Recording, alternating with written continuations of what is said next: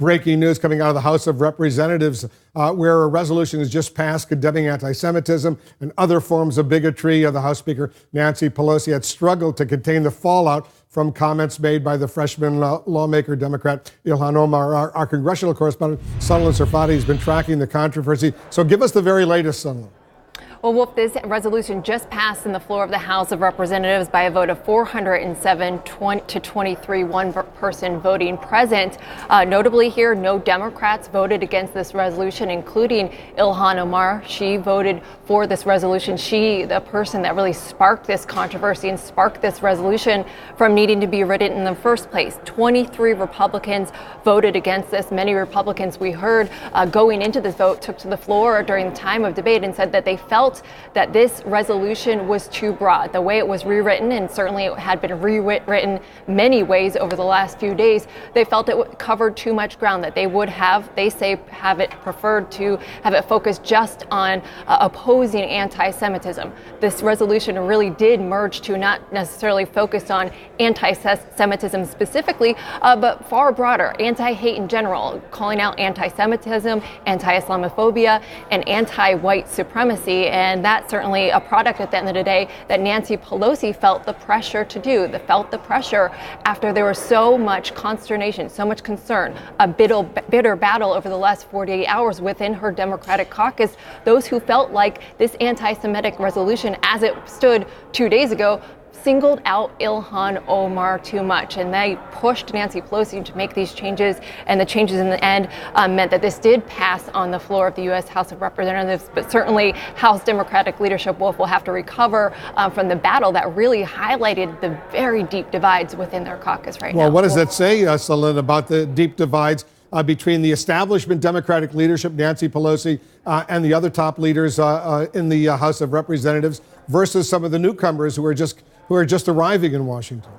It shows, Wolf, that they potentially will have to stumble and will hit these problems going forward, too. This wasn't necessarily just only about allegations of anti-Semitism. It was about the power that this new wing of the Democratic Party, especially over in the House, has. The fact that we heard from many House freshmen speaking up and coming to the defense of their friend and colleague Ilhan Omar, and that was able to push the so-called old guard up here on Capitol Hill. So it will be such a fascinating dynamic to watch as the days and weeks and months go on with this new freshman class. Well, the resolution, and it's a lengthy resolution, it's got a lot of details in there. We've all gone through it, overwhelmingly passed in the House of Representatives. Let me get Chris D'Elissa's reaction. Yeah, first of all, I think Sunlen hit it right. What this is, putting aside the mishigas of the back and forth of this past week, what this speaks to is the changing contours of the Democratic Party, both in Congress and more broadly nationally. This is a fight that will happen on the presidential level as well. What you saw was what seemed to Nancy Pelosi and the other Democratic leaders to be relatively straightforward. Ilhan Omar, who has made comments in the past at AIPAC, the Israeli group, that they seem to think was anti-Semitic. Elliot Engel, pro-Israel. Pro-Israel. Yeah. Elliot Engel, prominent Jewish member of Congress, head of the Foreign Relations Committee, comes out and says she should apologize. Okay, so Nancy Pelosi thinks, okay, well, we're operating on the way things usually work. Let's draft a resolution. Let's say we condemn this. Except she didn't calculate for the fact that the party is changing. These younger members, we talk a lot about Alexandria Ocasio-Cortez, but there's many others. They don't play by those same rules of the sit back, do what the leadership tells you, don't really speak your mind, kind of wait and see. You don't want to get in trouble because then you won't move up the seniority ladder. So this conflict is born of a rare miscalculation by Nancy Pelosi, who I think is, one of the most gifted politicians of her generation, at least, of what this Democratic Party is willing to say and do and fight for.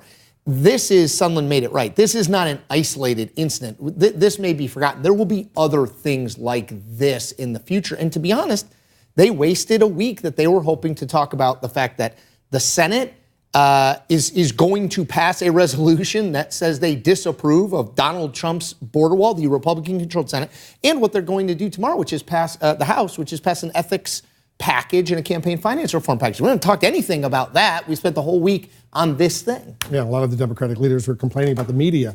Some of them even sounding like Donald Trump complaining about the media in this particular case. Bianna, what do you think?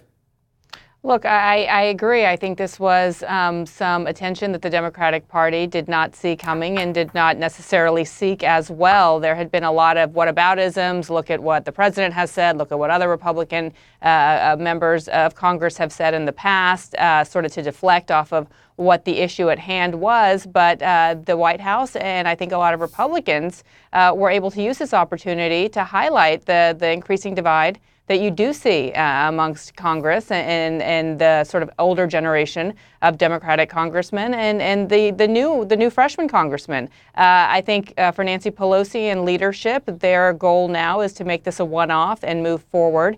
It's TBD to see if this conversation continues and if other comments are made similar to those that sparked this entire debate.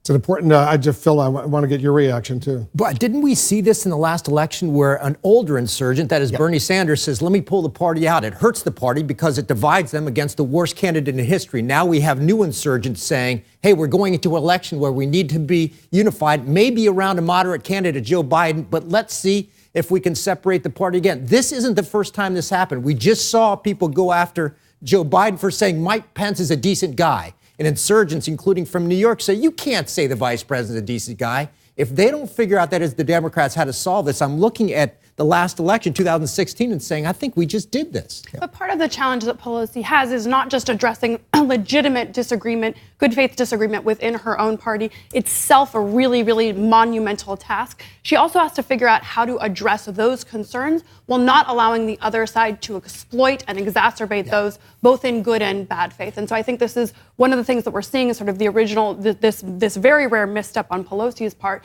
is that she still thinks that she's dealing with her party. She hasn't yet figured out how exactly to address some of this criticism that's coming from the other side that's not so much about substance and more about sort of twisting the knife. And which, by the way, the reason for the timing of this, the reason that it was, number one, they said they were going to do something, so they had to do something. I mean, that resolution as written, Wolf, really covers, it essentially says, do you like good things and not like bad things? I mean, effectively. Mm-hmm. And number two, to Susan's point, there was an effort by Republicans to say, hey, well, we got a resolution we could introduce to try to further divide the Democratic Party up and say, well, like take advantage of that little hole that they had been given. So again, the majority is something every politician wants, but can be very much a double-edged sword in that to win it, you need a broad party with lots of victories across the ideological spectrum. The problem is, if you get those victories, you have a lot of members across a very broad ideological spectrum. Yeah, and look, go ahead, Deanna. I was going to say, Speaker Pelosi tried her best at presenting a united front today and hoping to put this issue to rest. But as we know, maybe it's one of the reasons that Democrats were frustrated with media this week as well, because you continue to hear what was happening behind closed doors and things got very heated. One anecdote that stood out to me was one Congress member said, everybody stay off of Twitter.